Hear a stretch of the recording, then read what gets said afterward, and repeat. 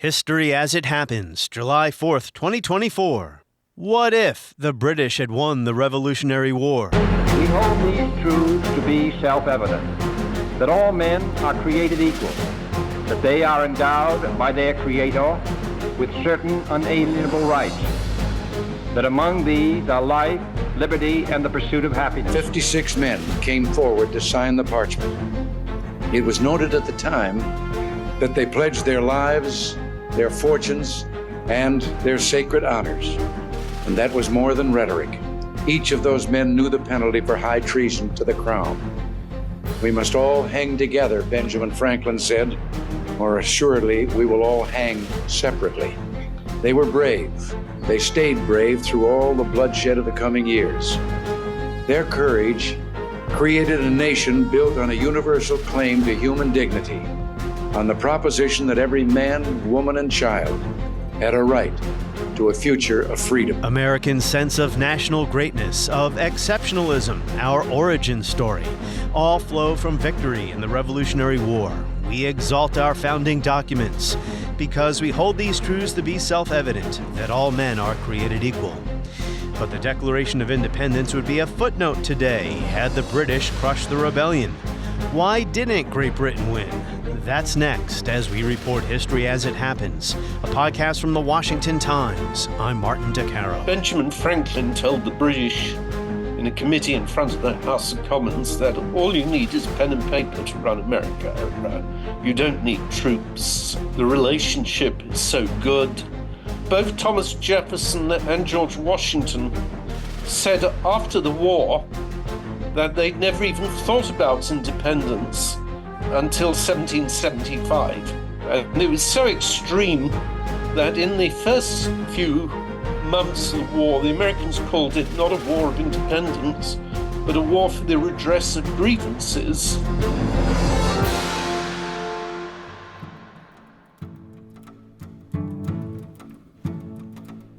So here's something to think about on Independence Day, how closely this great experiment of ours came to being crushed at the start.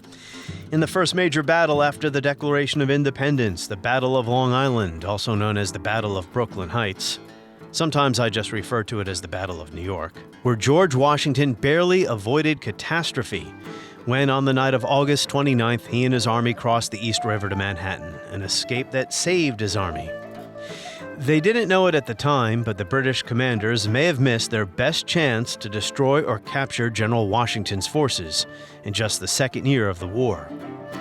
This is the latest installment in my occasional What If series, exploring major counter-historical scenarios. What if the British had won the Revolutionary War? Why didn't they win? If they had, imagine how differently we would think of our past. There'd be no statues or monuments to men like George Washington or Thomas Jefferson. There'd be no libraries filled with books about the Founding Fathers, no Constitutional Convention in 1787.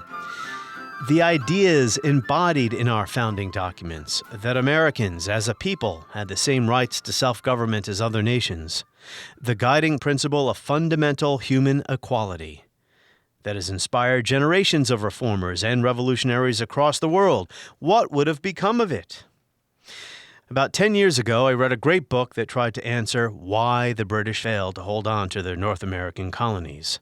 The Men Who Lost America, British Leadership, the American Revolution, and the Fate of Empire, by University of Virginia historian Andrew Jackson O'Shaughnessy. Hello and welcome to the show. Thank you very much, Martin, and thank you indeed for inviting me. And you're joining us from the United Kingdom, right? That's correct. I'm in central London at the moment, very close to the Sherlock Holmes Museum. Well, there you go. Unlike 1776, it won't take several months for your message to reach me here in the colonies.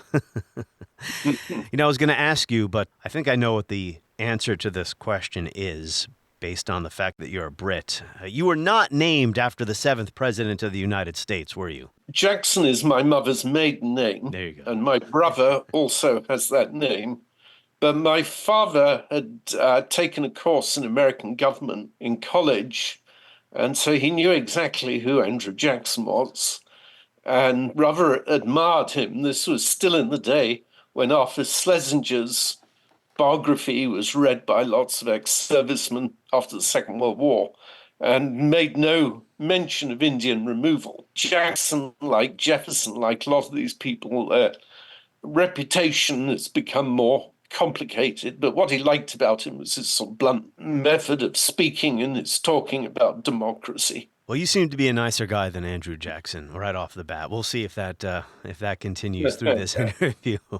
Yeah, Jackson walked around with bullets lodged in his body, didn't he? He was in duels and things like that. Yes, absolutely. So, I revisit the 4th of July, Independence Day, the American Revolution, at this time of year, every year on my podcast. I think it's always good to revisit these subjects because I always realize just how much I've forgotten. I mean, the subject may be old, but the issues are fresh.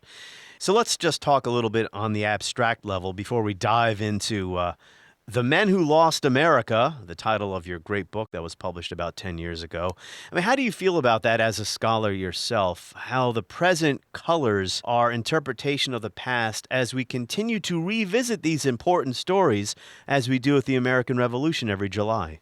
It's inescapable, even though it annoys the public, especially when history gets very political and is influenced by the present. But when I was writing that book, America was fighting a war in Afghanistan, which is the longest war in American history, even longer than Vietnam. And watching the war, listening to the generals, helped me greatly in thinking about why the British lost America. And my book consists of 10 biographies of the leading personalities on the British side, both political and military. It's important to have both because a lot of these decisions are made at the political level, not the military level, and the military often have to defer to the politicians.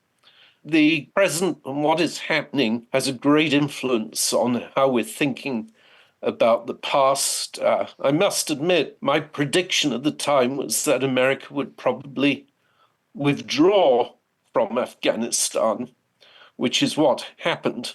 And I think where this book is very relevant to the present is that the British were fighting a counterinsurgency warfare, much like America in Vietnam and Afghanistan, much like Russia in Afghanistan and now in the Ukraine. And what interests me is that the big powers, the Goliaths, often lose against the Davids. And so one thing I think we'll be thinking about today is why that happens so often. In what kinds of situations do they triumph? Because in the early 1770s, I bet very few people thought very few people thought that they could defeat Britain in a war. That may have been thought of as a crazy idea to even try it. I guess when I consider how divided Americans are today over everything from the important to the petty and the trivial, we have a tendency to go back into history and say, oh, those halcyon days when we were united and we all believed in something. That's not really true either of the American Revolution. It was in part a civil war between Tories and Patriots. But when the war ended, Americans, of course, started to fight over how to build the new republic. And by the 1790s, we had opposing political parties. Getting a little ahead of myself here. But I guess what I'm saying is we look back on this moment, and because it's such a critical piece of the American origin story, we can kind of take it for granted that it was inevitable, or it had to be this way, or that it was even necessary. But as I mentioned, in the early 1770s, really we can go back to the 1760s when the crisis begins. Is it right to say that few colonists would have thought a break with Britain, let alone a violent struggle, would be even necessary? Absolutely, that's right. Benjamin Franklin told the British in a committee in front of the House of Commons that all you need is pen and paper to run America. You don't need troops. The relationship is so good. Both Thomas Jefferson and George Washington said after the war that they'd never even thought about independence until 1775. And it was so extreme that in the first few months of the war, the Americans called it not a war of independence, but a war for the redress of grievances. And when they took Fort Ticonderoga, they kept a list of everything they captured, expecting to return it at some point to Britain. And I think the broader point is that it was not inevitable. There are lots of British colonies from that period about which I've written my most recent book. It's co-authored with Trevor Bernard and is coming out with Yale early next year, about all the other colonies in the British Empire, most of which, like Canada and Jamaica, became independent without ever fighting a revolution. One of the current books I'm reading, which I think is outstanding, one of the best books I've read on empire by Krishnan Kunan, it's called Five Empires. His point throughout is there's nothing inevitable about the collapse of these empires, and there have been very remarkable ones, not least the Russian Empire, which have continued. Well, you mentioned how even after the war began, the Patriots were keeping lists of things on the possibility that they could reunite and make up, kiss and make up. But well before that, King George and even Parliament had declared the colonists to be in full rebellion. They were trying to crush what they saw as a secessionist movement, right? My book was really pointing out these were all very able people, but to the extent that of why they lost it, it was more a political error than military incompetence. It was the British who changed the way they governed America, introducing direct taxes from London. So I do see them as having provoked it. And in doing this last book about all the colonies of the British Empire in 1776, we've got a tentative title, The American Revolution and the Crisis of the British Empire, to come out with Yale early next year. What really stands out is that the British were pursuing similar policies in India and elsewhere, but they really single America out. They treat America very differently. And partly they recognized that this was going to be a terribly important country and that it represented a major investment, but to some extent in their anxiety, they tried to overgovern. They had this sense that they needed to reign in the 13 colonies, that they're far too independent. And I think this really helps provoke the American Revolution. I always loved the title of an old book called Reluctant Revolutionaries. And that's how I largely regard the Franklins and Jeffersons and so forth. Andrew Roberts, in his fairly sympathetic biography of King George III, which I read last year or the year before, says that King George III should have moved and relocated to the colonies and set up shop there. And history might have been different, because that was really the place to be, as you just alluded to. But he never did. He never visited his subjects. People actually talked about that at the time, or at least predicted one day the British royal family would move to the America. That did actually happen, with the Portuguese royal family at one point moving to Brazil. But George III didn't leave England. He never visited his own family estates in Hanover. He was German. Germany. Yeah. Yes. Yeah, that's something I've never quite understood about this whole royalty thing, having a German as the king of Britain, but maybe for another. Yes. They're a bit like national football teams, which make no sense to me. They consist of a lot of people not born in those countries, and with royal families especially, they tended to be very international and cosmopolitan. So when, in your view, and there has been a million books written about this, but I want your take since you're my guest here. When did the colonists and Parliament, because really this starts as a dispute with Parliament, right? When did they pass the point of no return?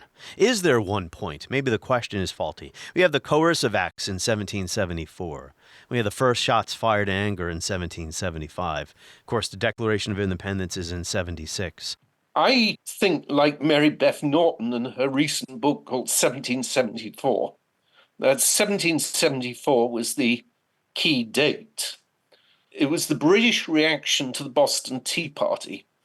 And what people don't often realize today, and it's explained in a wonderful new book about tea in America by James Fichter, is that actually most Americans were not sympathetic with the Boston Tea Party, not least in Boston. Even Benjamin Franklin was trying to find a way to recompense the British government, especially merchants. They didn't like the idea of attacking private property. It was a crime. Think about how people view urban rioting today, but go ahead, yeah. Yes. So the error the British made was, instead of trying to get compensated, instead of trying to use this moment to win support, they massively overreacted. And this, of course, is so typical, disproportionate reaction. And to punish all of the colonies, not just Boston, but they thought they could focus just on the New England area without realizing that it would enrage everyone. So they passed what were called the Coercive Acts in 1774, a series of acts that were several months apart. The very first one closed the port of Boston, so it destroyed Boston's economic base. Another changed the constitution of Boston, which a lot of Americans thought as inviolable, and the way it was governed. They put a military governor in charge, and that united the colonies as the British had never expected. And one person who recognized that was Lord North, the British Prime Minister, who was shocked. And the moment that he realized there was such support for Boston, he quickly began to backtrack, but he was trapped between the extremists in his party and in England who wanted to see vengeance, and the desire not to be seen to be backing down. And they got caught in this system of coercion. King George III himself at this point, 1774, I mean, he ignores the first olive branch petition that the colonists send after they adjourned the First Continental Congress. It was around, 1774, late 74, early 75. My chronology might be a little bit off. Is King George III intransigent at this point, or is he still willing to forgive and forget? So his attitude does start to change with the Boston Tea Party. He thinks that it can't be settled other than militarily. Yeah, he gives a major speech at some point along here too, right? As I said before, denouncing the colonists as being in rebellion. That's correct. Early 1775, and as you point out, he rejects the olive branch petition. But he was in an awkward position, and he was not like a modern-day president. He had much less power than the President of the United States. The Prime Minister was elected and represented the popular choice of the House of Commons. The King ultimately made that appointment, but there was no point in appointing anyone who was not popular in the House of Commons because they couldn't win votes. And George III wanted to be seen to supporting the dignity and authority of Parliament and the Constitution of Britain. So there's really no question. I mean, there'd been 2 civil wars in England in the previous century against the monarchy. There was no question of a monarch undermining the power of the House of Commons and negotiating with an outside body. So he would have seen what he was doing as merely his constitutional duty. Parliament supreme, right? Parliamentary sovereignty. The Americans may not have representatives sitting in the body in London, but that doesn't mean they're not represented. I mean, that was the argument behind parliamentary sovereignty, correct? It was a very weak argument. Yeah, I would agree. As an American, I would agree. There were very few Americans in Parliament. Furthermore, Americans were never interested in any kind of compromise that would have given them seats in Parliament. I mean, they saw on a very practical level that it was impossible for a body over 3,000 miles away to be able to make on-the-spot decisions. But it was the lame argument used to tax America on the grounds that, yes, they did have some role in the decision-making process. Yeah. We look back on the Declaration and the American Revolution from a philosophical vantage point today. Ideas, of course, did matter. We wouldn't have had a dispute to begin with. But at the same time, something that is a small dispute or a relatively minor incident, I don't know if I can call the Tea Party relatively minor, but you get my point. We know that disputes, political disputes, can take on a life of their own, with neither side willing to lose face. And then there's overreaction on the part of Great Britain with the intolerable acts or the coercive acts, right? And something that should never rise to this level eventually does. We have open warfare and a revolution, even if it's not worth the cost. I've been doing a lot of shows lately, or at least one show, about Soviet foreign policy during the Cold War. I mean, why did they get involved in these tiny countries on the periphery of global politics? Was it really that important? But the colonies were important to the crown, right? It wasn't just, well, we'll let you go your own way. I mean, Andrew Roberts made this point, that no governing body allows valuable colonies to just secede. Yes, and actually nobody was more aware of this than George III. His argument, and I feel he articulates it more clearly than any of the ministers or prime minister, if Britain lost the American colonies, it would cease to be a great power in Europe. And they were always more concerned about Europe than colonies or any part of the world, because most of their trade was always with Europe throughout the height of the British Empire. And that was the big stakes were between the different European powers. And they also thought, very much like Americans in Vietnam, that you would have what was called in Vietnam the domino effect. If you lost the American colonies, you'd immediately then lose the West Indian colonies, and it was going to continue to escalate. So they did see real stakes in this. And this was a long war from 1775 to 1783. I mean, Britain went into even greater debt than the debt that was supposedly motivated them to tax in the first place. So there were real material interests at stake, not just these more fuzzy, abstract ideas of what it means to be a great empire. Correct. They weren't just concerned with status. And one could see the potential of America, the West, and the unexplored areas, all waiting to be opened up. And the population of America was doubling every 25 years. It was already a third of the British population. And people like Franklin were predicting it's going to overtake Britain at some point. Men like George Washington would write, they don't want to be enslaved by these faraway rulers. But the British believed they were defending liberty. Yes. But both sides can't be right. That's right. And both sides use the word slavery in a negative way. And the British saw or regarded the American cause as somewhat hypocritical, that they were slave owners, but then so were the British. But they did make a point of freeing slaves later in the war in those areas that they occupied, if they were the slaves of rebels. They didn't free the slaves of loyalists. Yeah, the recent 1619 Project controversy totally garbles and bungles the British relationship with slavery, but go ahead. Yeah, and I agree, because the British had 400,000 slaves down in the Caribbean, not that much less than North America. And of course, North America had been British, so they'd got almost 1 million slaves in 1776. And the only movement against slavery was in America at that point, and indeed immediately after the war. But both sides thought they were fighting for liberty. I mean, the British felt you couldn't have liberty without law and order and the governance of Parliament, and that what you would really get in America was anarchy. And even after they signed the peace, they thought America would break up, that there would be anarchy, that this Republican system's never going to work. To what extent was this war a misunderstanding insofar as the British simply didn't understand why the colonists were so unhappy? Because after all, you're free people and we're defending your liberty.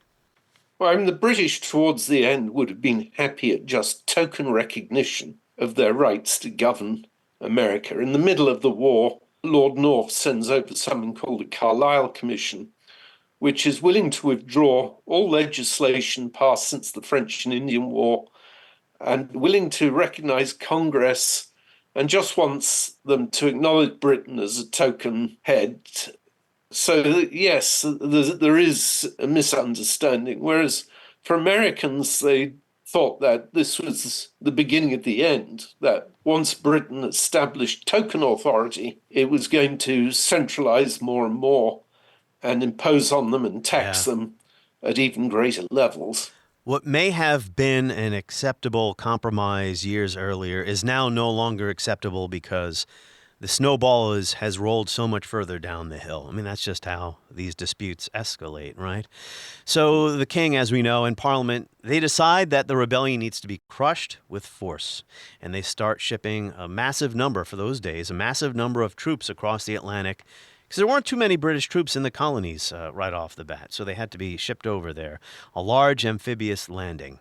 So let's talk about the military campaign here. After all, this episode is What If the British had won the Revolutionary War? You say in the introduction to your book, the British had some real advantages here, and there have been a lot of misconceptions about the disadvantages, or they've been overstated. What were the British military and economic advantages over the colonies? To begin with, they had a professional army, commanders who'd been in the military since their early teens, and they were opposed by basically civilians, an army that had been created overnight, the Continental Army, but even more by civilian militia. They had the gunpowder. America didn't produce gunpowder. It all had to be imported from abroad. They had the technology and equipment. One of the huge advantages the British had was their navy. And Britain was always much more a naval power than a land force. It was the navy that had allowed it to acquire such a large empire ultimately. And that meant that they could potentially blockade any part of the United States and interfere with American shipping. So these were major advantages militarily. And they knew how to fight a counterinsurgency. That's one myth you try to debunk in your book, that they just didn't, stick to old tactics in North America. After all, some of these guys had fought in the French and Indian War in North America.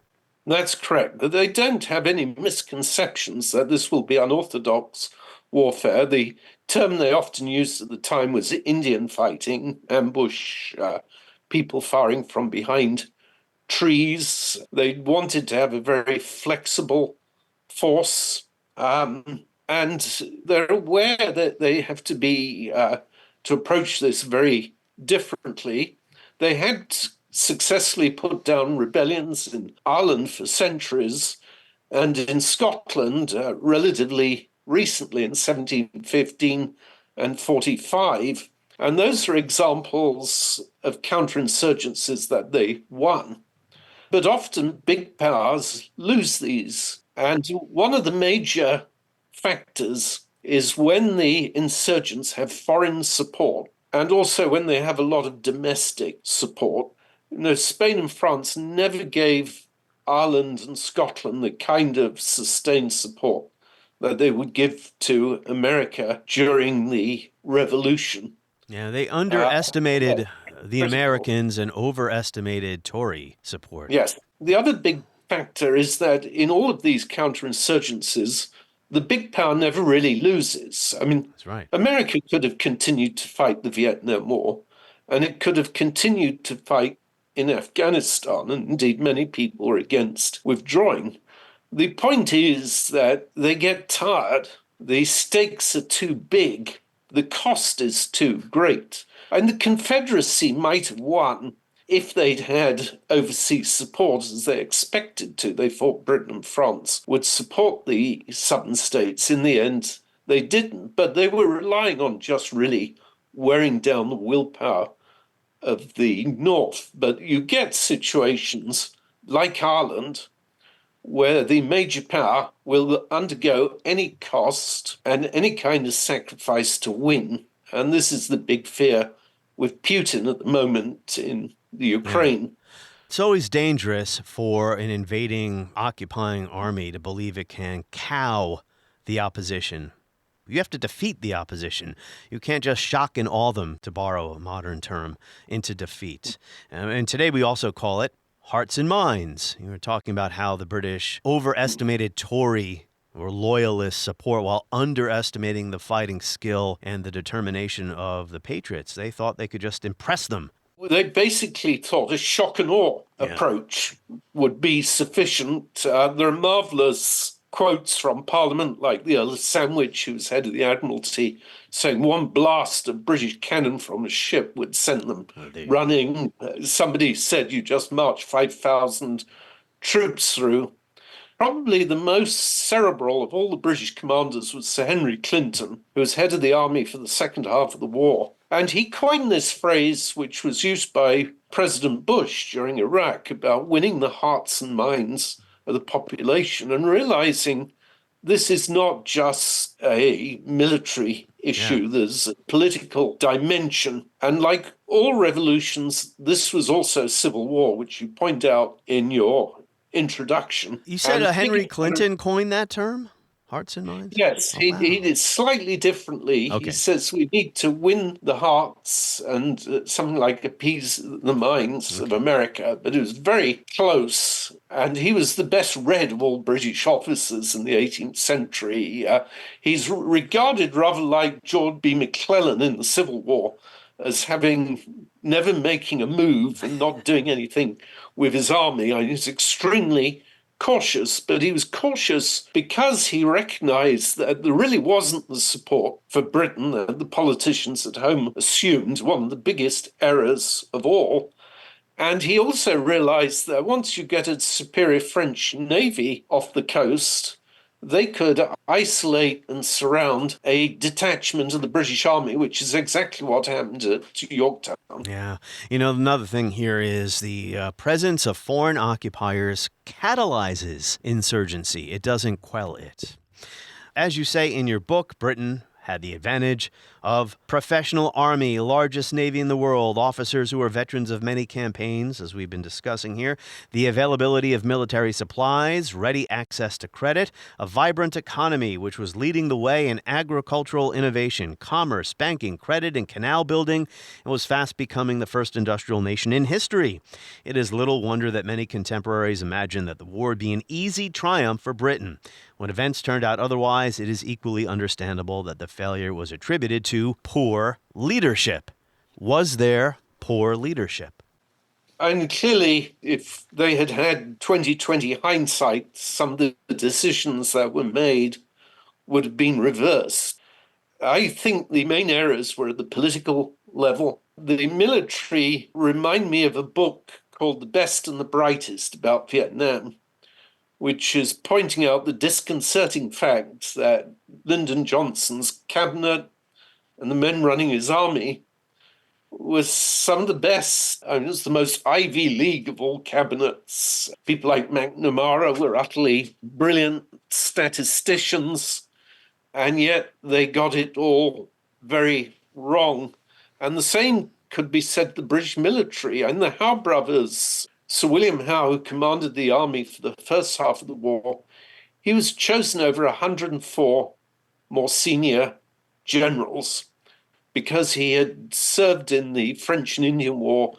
He understood unconventional warfare, and both he and his brother, who's head of the Navy, were great military innovators. His brother went on to be one of Britain's leading naval heroes before Nelson, and he really wrote the blueprint in amphibious warfare where you land troops on a beach.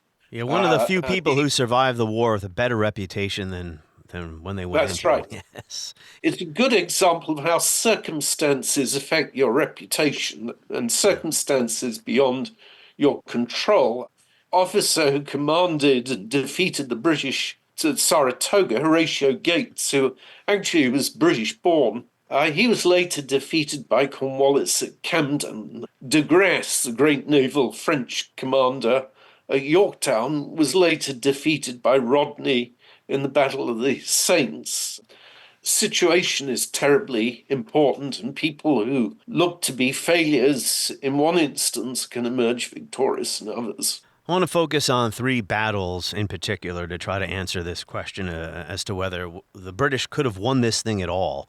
But first, disadvantages. Just the sheer size of the eastern seaboard of North America required many, many more soldiers than the British had. They were either capable or willing to deploy. The distance overseas, logistics made more difficult. I think you point out in your book as well, and you can pick it up from here, how the British really couldn't be supplied from within North America. Everything had to come from overseas, which is strange considering how bountiful North America is. But so many of the supplies, once they crossed the Atlantic, had to be taken off of ships and transported. A lot of them were spoiled, no good anymore, right? That's right. The whole war was predicated on the idea that within a few months, the British would have taken back enough territory that they would be able to feed themselves. That never happened. They did get some produce in America, and there were farmers willing to deal with both sides, but it was a tiny percentage of what they needed. And so everything, even coal and wood, had to be brought from England. Think about the logistics, which is not a fun subject in history. It's not the subject that sells books, but it's terribly important. Yeah. They were dealing with an almost medieval administration, very few civil servants, and they needed virtually every ship in the British Marine to get these supplies over.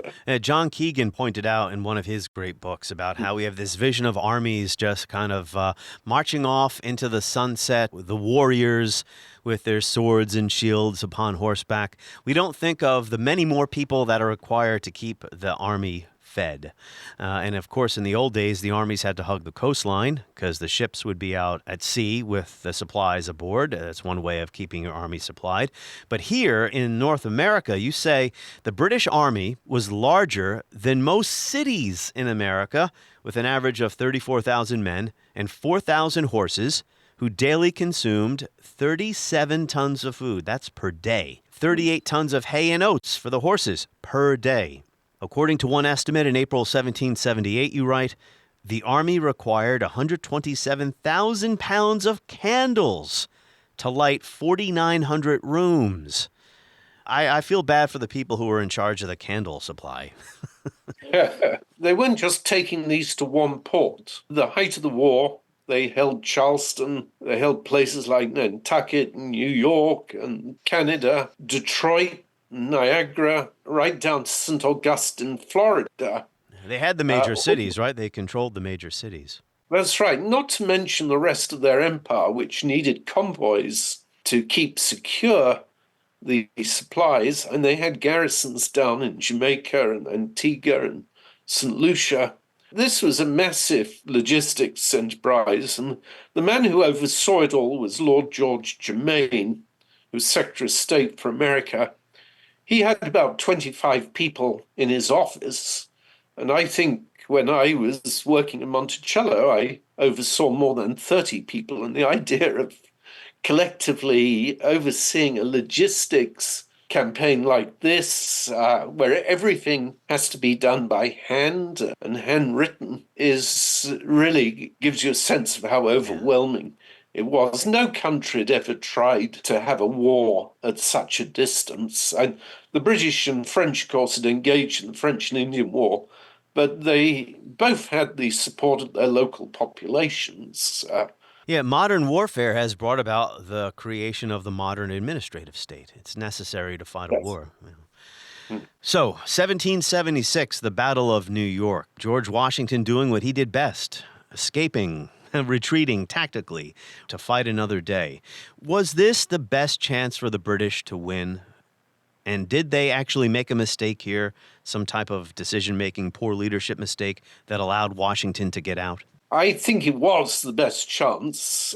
Lord George Germain's idea, the man most responsible for the war in Britain, was that the best way to win this war was a quick knockout victory of Washington's army. And, before the French and Spanish could get involved, and while the Americans were still alone, he also said that would be the most humane war, because you don't want wars to drag on.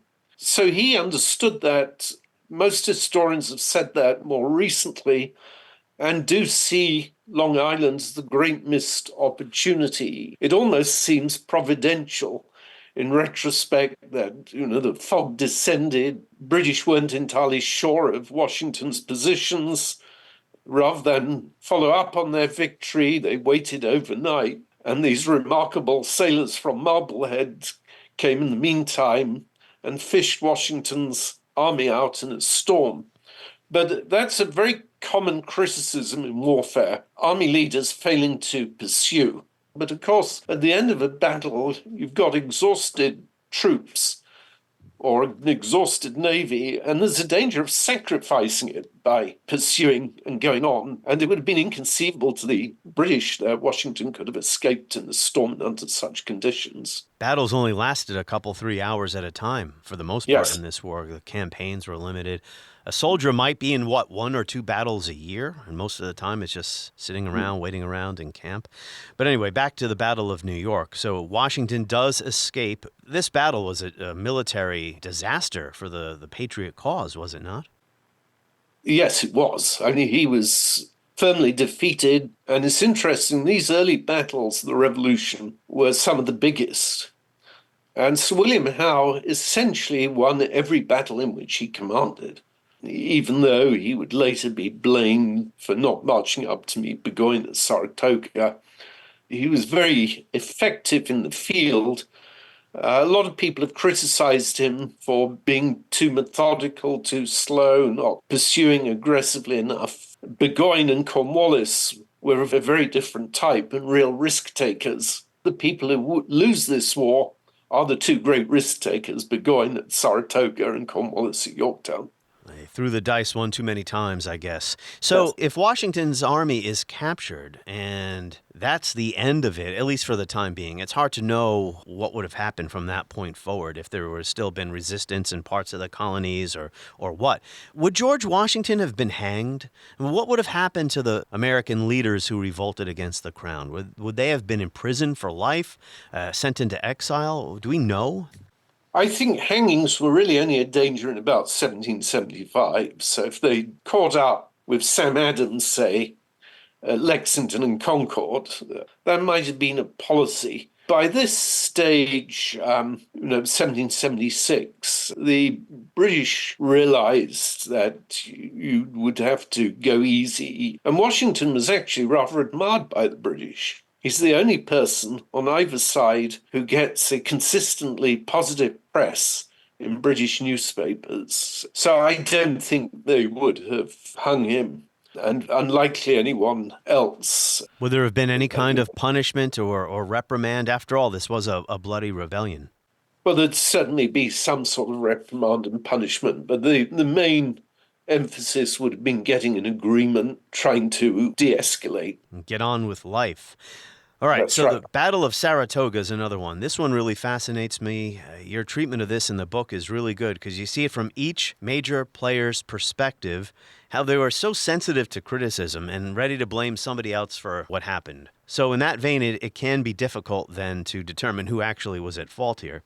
But the circumstances were really difficult. They would have been difficult for anybody. So Burgoyne is in Montreal, or he's in Canada somewhere. He is supposed to head south from Canada to try to reach Albany. Clinton in New York is supposed to meet him, but we're not quite sure. I mean, there's confusion over what's going on here. It's Howe in New York. Howe in New York. But Howe goes to Philadelphia, and Clinton never really makes a move north to meet Burgoyne. The idea is you got one person coming from the south, another army coming from the north. You can sever New England from the rest of the colonies, and boom, you have a great advantage to try to win the war. But you have three commanders who don't seem to be on the same page here. Sort this out for me. This is always, for most people, seemed to be the classic example of British incompetence. And one of the reasons why people focus too much on leadership and lose sight about what are the real elements that led to the failure of Britain in this war and the failure of major powers in other counterinsurgent wars.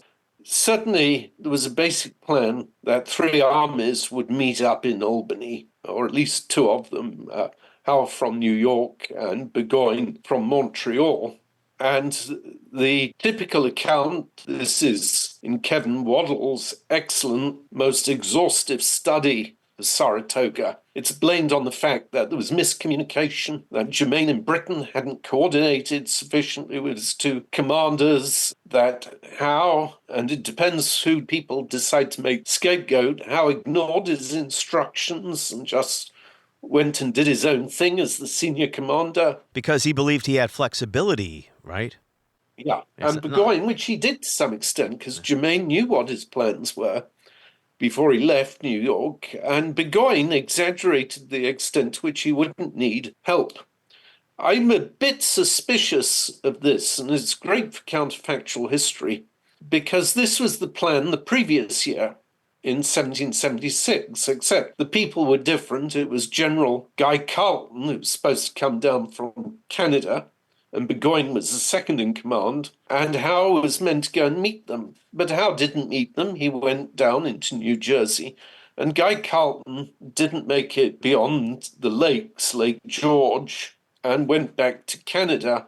And Germain blamed Carleton for the Howe's failure at Princeton with the Hessians and with the American army. But the idea that they'd meet up never seems to have been the major part of the campaign. The big thing was for how to defeat Washington, whether in Philadelphia or New York, and for the Northern Army to basically take all of upstate New York. And if they'd met up, what was supposed to happen next? There was no plan. If the real aim was that for two armies to meet, they could have just sent Burgoyne to New York on ships, because he brought that army out from England. Again, the real failure was thinking that most Americans would support the British. The assumption was in Philadelphia there'd be very little opposition, and similarly in upstate New York. And we make that kind of error constantly in warfare, because people change sides, public opinion is brittle, and they had no real way of testing opinion. And the fact is, the people they talked to, like Joseph Galloway of Philadelphia, always insisted the majority are loyal, and of course represented a very biased sample. So where do you come down on this? Was Howe wrong to hop on a few boats and go to Philadelphia rather than go meet Burgoyne up in Albany? I think Howe did make an error. I feel Burgoyne was arrogant and full of hubris, giving the impression he could just march down, and once he got Fort Ticonderoga, the rest would just be a cakewalk. And Burgoyne never gave the impression that Howe was essential to the success of his campaign. On the other hand, before Howe left New York, he was joined by Henry Clinton. Yes, I mentioned him. Who was left in charge in New York. And Clinton begged him to go north and recognized there was a real danger there. Yeah, it seems Burgoyne late in the game decides, I do need help now. But Clinton was not making any aggressive move to meet him, traveling from New York up to Albany, with Burgoyne coming from Canada down to Albany. And then also Burgoyne tends to now understand that, the population isn't with us. Yeah, there's a lot of similarity between Burgoyne's march south and Cornwallis's later march north, essentially being picked off in stages, militia playing a very important role, going after the sort of garrisons left behind. Yeah, and as you've done all this historical detective work, I guess it's hard to find a single order anywhere saying, okay, all of you meet in Albany. Everyone seemed to have a different understanding of what was supposed to happen here.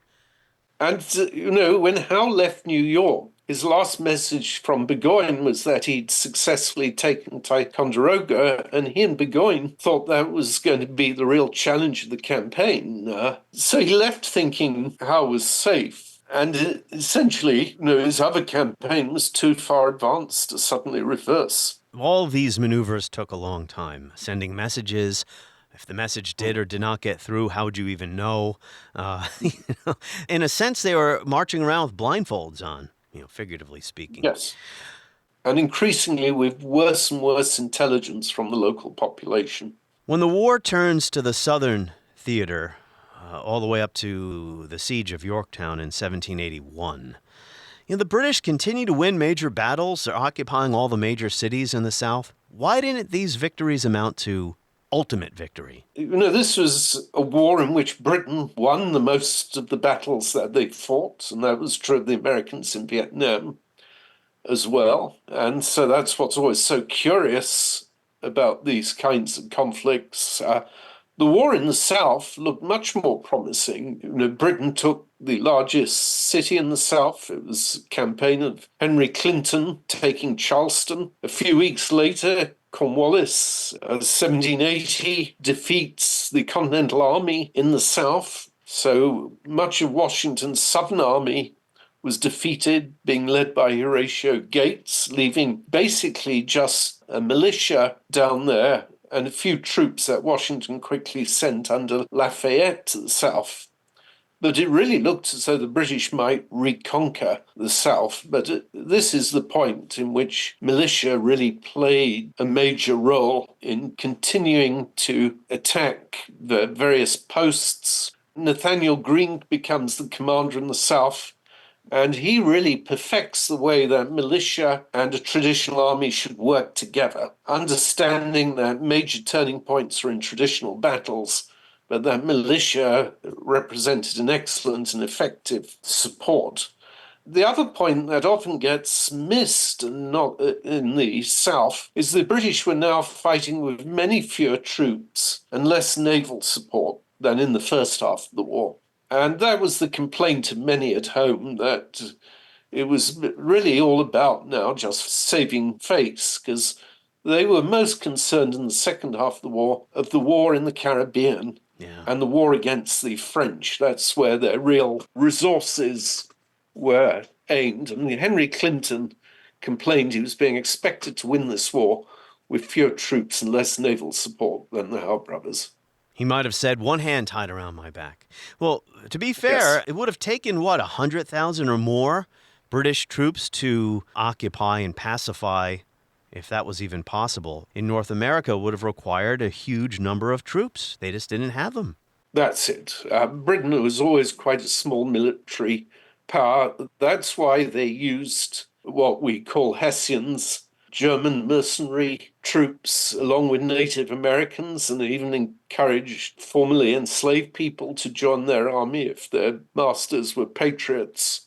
Those were very unpopular decisions, and you did make reference to the way their presence in America increasingly alienated the population, so public opinion was going against them rather than for them, which is what happens with a foreign army, and why an early victory was really so important. When the British are winning these big battles in the South, is the leadership back in London, do they believe they're still going to win the war? Yes. Well, they were wrong. But they had good reason to do so. If you look at Germain's papers in the last weeks before Yorktown, he was banking on a number of things. He thought they were going to knock out the French, which they did a few months after Yorktown with a major naval victory called the Saints in the Caribbean. And he also had intelligence that the French weren't willing to stay in this very much longer. And that was true as well, both French and Spanish. France was bankrupted by this war. You could say it was the real loser, led directly to the French Revolution. He also thought that Congress was going bankrupt, and that was true as well. There was a dire problem of finances. And the fact that the Continental Army stayed together at all, I don't want to say miracle because I don't believe in miracles, but yeah, close to a miracle. Galloping inflation, all types of problems, and war, just war itself, ravages a country. There's displacement, destruction of property and farms, death, wounds, etc. And the Continental Army officers essentially mutinied after Yorktown. Oh. And it was really only Washington who prevented them from just marching to Philadelphia and surrounding Congress. Why'd they mutiny? Pay? They didn't get paid, or? They weren't being paid, and their wages were in arrears. Germain's other intelligence suggests a lot more American officers like Benedict Arnold were ready to abscond and join the British. Being dissatisfied is different from becoming a traitor. And they didn't really realize that a lot of this was just grumbling. Why wouldn't they want to be British subjects forever? So Yes. Let's say the British win the war and there's some type of accommodation reached, an arrangement to govern, maybe not the way it was before the war, but that gives the American colonies a modicum of autonomy or whatever. Would the colonies have gained their independence eventually? I would say probably yes. Yes. I mean, we know what the peace terms would have looked like because it would be basically what was offered in the Carlisle Commission. So actually, it could have won a much greater degree of autonomy than Canada would get for another 70 or 80 years. But I remember once someone asking me at a retirement home, so what would have America been like if you'd won? And I said, well, you only have to look north of your border and you'll find a country with the Queen's, what was then the Queen, now King's head on the currency, that was British, that basically enjoys full independence, but stayed very much closer tied to Britain for many generations. With a prosperous and content population, even though they didn't win a revolutionary war in the late 18th century. I mean, it's hard to really get your mind wrapped around just how different the American origin story and our sense of national greatness, our sense of exceptionalism, kind of as a chosen people in history, the development of nations, we are in the vanguard. All of that goes out the window if we had a less glorious and revolutionary founding. Well, if we were more like Canada, right?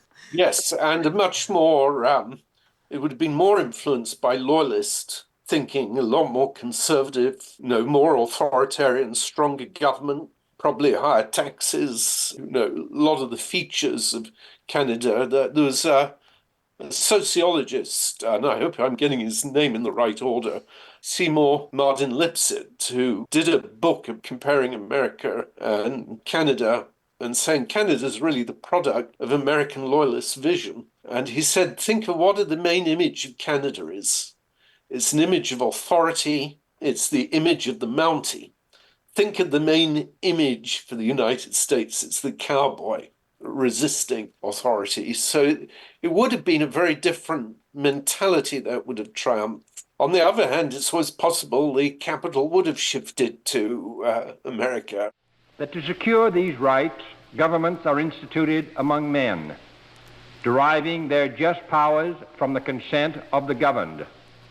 That whenever any form of government becomes destructive of these ends, it is the right of the people to alter or to abolish it, and to institute new government, laying its foundation on such principles and organizing its powers in such form as to them shall seem most likely to affect their safety and happiness. Well, I hope you're having or had a great July 4th holiday. Had some time to reflect on our history and maybe read a really good book like The Men Who Lost America by Andrew Jackson O'Shaughnessy. Make sure you sign up for my weekly newsletter at historyasithappens.com or search for History As It Happens on Substack.